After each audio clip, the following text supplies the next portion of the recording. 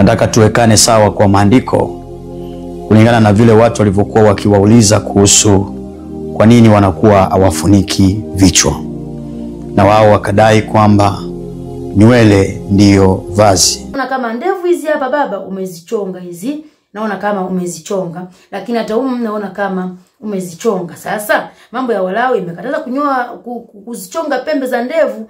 Na maanisha nini? Na maanisha kwamba mtumishi Katunzi na kuomba watengeneze wanawake wa picha yako.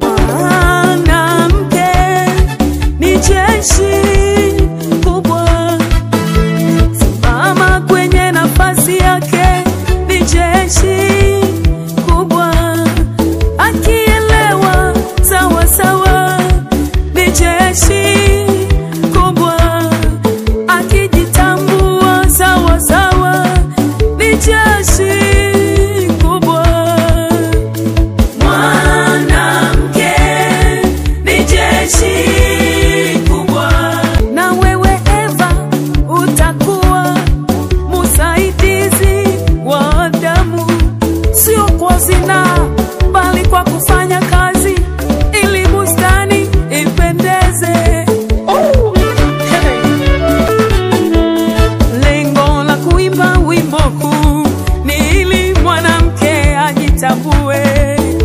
Kwamba ana uwezo wa kufanya mambo makubwa.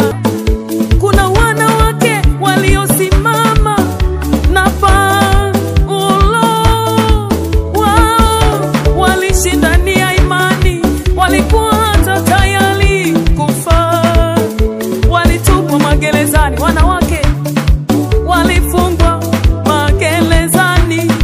Kumbe inawezekana sana.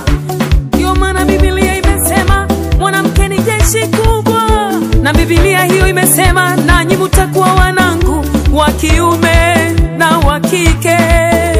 Hivyo twende kwa nguvu kama ya kina Esther, twende kwa nguvu kama ya kina Debora Sintike. Wao walikwenda kwa uzuri wa moyo na unyofu wa moyo, hawakudili na mawanja na kujilemba huku nje. Wao walienda kwa moyo safi. Mwanamke umeaminiwa sana, tumia huko kuaminiwa vizuri, shituka ili urudi kwenye nafasi yako. Mwanamke simama imara, we simama, unaweza. Kama alivyosema mtumishi Katunzi kwamba hii ni kuwekana sawa, sio ugomvi wala sio kuchukiana. Sasa hapo tulisema kwamba nywele, mwanamke amepewa nywele ndefu ziwe fahari. Mtu kishasikia anaona fahari juu ya kitu fulani, sio kitu ambacho atakuwa anakificha tena, ni fahari. Akishasema mtu anaona fahari juu ya kitu fulani, maana yake anaona vyema, anajidai kwa kitu hicho, anatakitangaza, atakionyesha kila mahali na mahali. Basi nisome maandiko katika Wakorintho wa kwanza sura ya 11 na ule mstari wa 14 na 15 kwa ajili ya muda. Maandiko yanasema hivi: je, hayo maumbile yenyewe hayakuwafundisha kwamba mwanamume akiwa na nywele ndefu ni aibu kwake? Maumbile, muonekano, mazingira hayakuwafundisha kwamba mwanamume akiwa na nywele ndefu ni aibu kwake? Mimi nionavyo, unaona hata mtumishi Katunzi mwenyewe hizo tayari ni nywele ndefu ambazo kwa maelekezo ya kibiblia kabisa ni aibu kwake. Kitendawili au swali linaweza likaja kwamba nywele ndefu ni za ukubwa gani, za urefu gani? Kwa nywele ndefu zinatakiwa ziweje? Mimi nijuavyo, nywele ndefu ni zile ambazo zinafunika kichwa, yani zile ambazo zinafunika kichwa. Au nionavyo, nijuavyo, nielewavyo ni kwamba ni zile nywele ambazo zinatosha kufunika ngozi, kufunika uchi, kufunika utupu, kufunika uwazi wa kichwa. Sasa kwa nionavyo, naona mtumishi wa Mungu hapo, hizo bado ni nywele ndefu ambazo Biblia imemwambia kwamba ni aibu kwake. Angalia sasa mstari wa 15 ni unasema hivi: lakini mwanamke akiwa na nywele ndefu ni fahari kwake, kwa sababu amepewa zile nywele ndefu ili ziwe badala ya mavazi. Amepewa zile nywele ndefu ili ziwe badala ya mavazi. Mwanamke akiwa na nywele ndefu ni fahari kwake. Huwezi kusema mtu anaona fahari je kitu fulani alafu anakificha. Anaona fahari, atakionyesha, anajidai, atajisema kwa hicho amepewa kitu hicho, amepewa nywele hizo ziwe badala ya mavazi. Kwa hiyo ni fahari, ni heshima, ni utukufu kwake. Lakini kwa mwanamume ni aibu kwake. Petro wa kwanza sura ya 3 nasoma kuanzia mstari wa 1. Kadhalika ninyi wake watiini waume zenu, kusudi ikiwa wako wasioliamini neno wavutwe kwa mwenendo wa wake zao pasipo lile neno. Kutazama mwenendo wenu safi na hofu. Kujipamba kwenu kusiwe kujipamba kwa nje, yani kusuka nywele na kujitia dhahabu na kuvalia mavazi, bali kuwe utu wa moyoni usionekana katika mapambo yasiyoharibika, yani roho ya upole, utulivu iliyo na thamani kuu mbele za Mungu. Maana hivyo ndivyo walivyojipamba wanawake watakatifu wa zamani waliomtumaini Mungu na kuwatii waume zao. Kujipamba kwenu kusiwe kwa nje. Kujipamba kwenu kuwe kwa mwenendo wenu, kwa maisha yenu, kwa matendo yenu, kwa kuishi kwenu, kwa kujibu kwenu, kwa upole wenu, kwa utulivu wenu, kwa kuheshimu waume zenu, hata kama watakuwa hawamwamini Mungu, hata kama watakuwa hawaliamini lile neno la Mungu, lakini kwa mwenendo wenu wauone utumishi wenu na kumpenda huyo Mungu wenu. Lakini kujipamba kwenu kusiwe kwa kusuka nywele, kuvalia mavazi. Kwa hiyo vazi lako, yani kuvaa kwako, kuishi kwako, kuonekana kwako, usijue kwamba thamani yako utaipata kwa mavazi uvayo, kwa nywele usukazo, ila kwa utu wa ndani. Mithali 31 mstari wa 30 maandiko yanasema hivi: upendeleo hudanganya na uzuri ni ubatili, bali mwanamke amchaye Bwana ndiye atakaye sifiwa. Kujipamba kwenu kusiwe kwa vitu vinavyoharibika, kusiwe kwa nguo, kusiwe kwa kusuka nywele, kusiwe kwa namna dunia inavyoenenda, ila wanawake wa zamani, wanawake watakatifu wa zamani, kujipamba kwao kulikuwa kwa mioyo safi, kuishi kwa adabu kwa waume zao, kuwatii waume zao, hata kama walikuwa ni watu ambao walikuwa hawaamini, wameolewa au wanaishi na mtu ambaye hajaamini, pengine waliolewa, walioana wakiwa hawamjui Mungu wote. Baadaye mwanamke akajitambua, akamjua Mungu, lakini pamoja na kwamba amemjua Mungu, asimdharau mume wake kwa kuishi kwake, kwa utii wake, kwa adabu yake. Yule mwanamume amuone au aone wokovu wake kupitia maisha yake, kupitia kwanza utu wa ndani ambao hautegemeana na amevaa nguo ya milioni ngapi, amesuka nywele za shilingi ngapi, ila utu wake wa ndani ndio utapandisha thamani yake.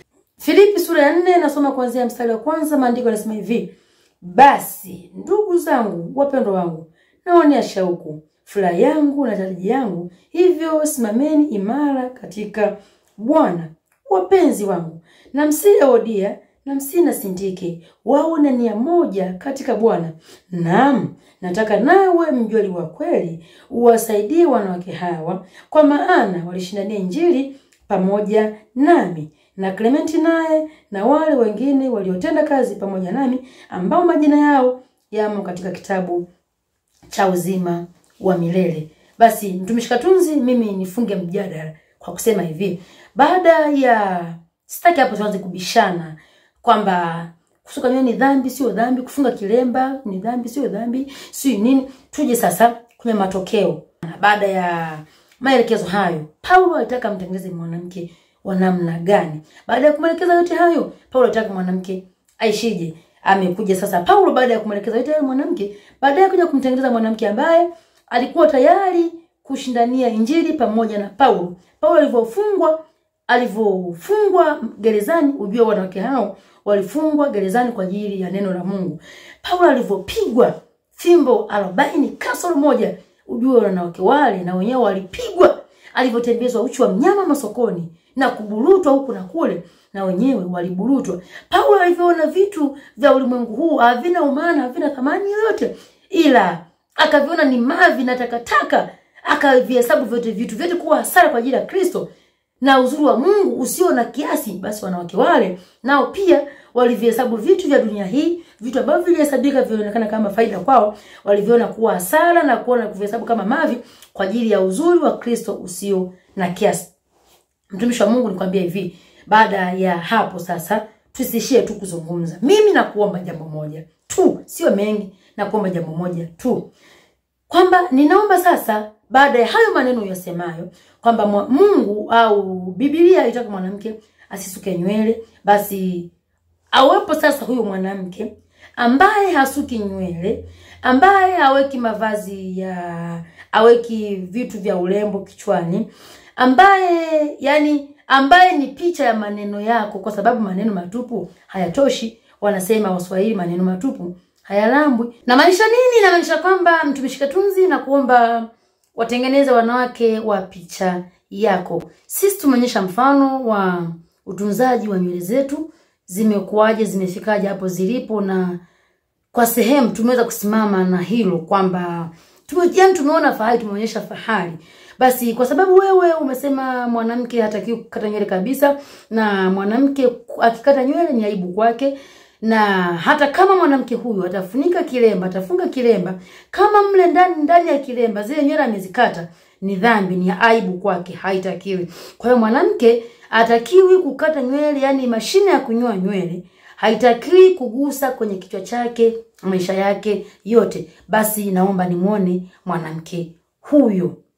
Lakini pia umesema kwamba mwanamke huyo baada ya kutokunyoa nywele hatakiwi kuzibana hizo nywele ziwe kwenye muonekano mzuri, hatakiwi kuzikusanya kwa namna moja, kile namna kama tunavyofanya sisi, kuzikusanya kwa namna moja, kwa namna ya kuzibana ili zifunike vizuri uwazi na uchi ama utupu wa kichwa.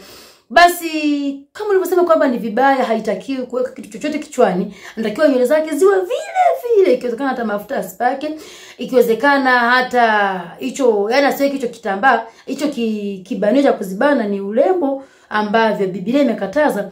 Basi baba, mimi nakuomba nimuone mtu wa namna hiyo, usishie tu kuongea, nimuone mtu wa namna hiyo awe mfano. Sisi tukisema kama ulivyosema sisi, ulivyokuona tuseme sisi, umewekea mfano wetu, umewekea mfano wa nywele zetu na mfano wa clip ambayo tulikuwa tunazungumzia nywele zetu. Kwa hiyo nadhani na mimi nitafurahi sana nikiwa nazungumza mimi na wewe na kujibu maswali kama haya na kujibu swala kama hili kwa habari ya nywele. Niwe na mimi naona haya unayoyazungumza kuna watu umewaelekeza, umewafundisha, wameyashika.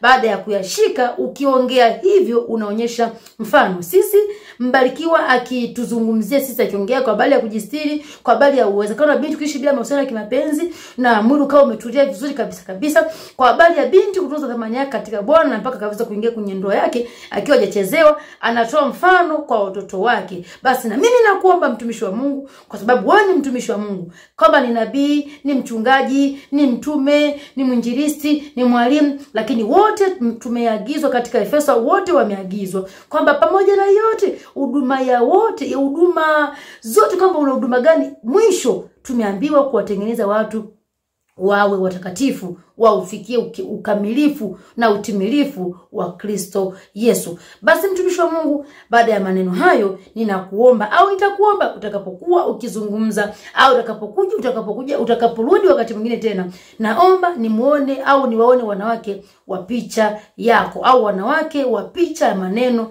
uyasemayo. Nimalizie kwa kukusomea Mambo ya Walawi sura ya 19 na ule mstari wa 27. Maandiko yanasema hivi: msinyoe denge pembe za vichwani, wala msiharibu pembe za ndevu zenu. Msinyoe denge wala msinyoe pembe za ndevu zenu.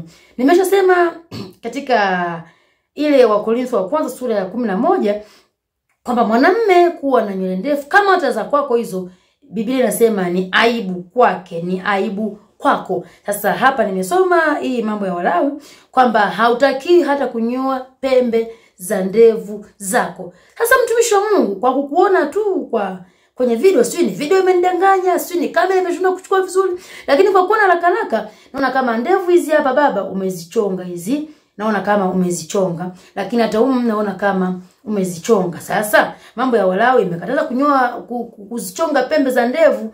Kama ni kuzinyoa, zinyoe zote zisiwepo, au kama ni kuziacha, ziache zote, yani zote zilizoota ziache, usiziguse.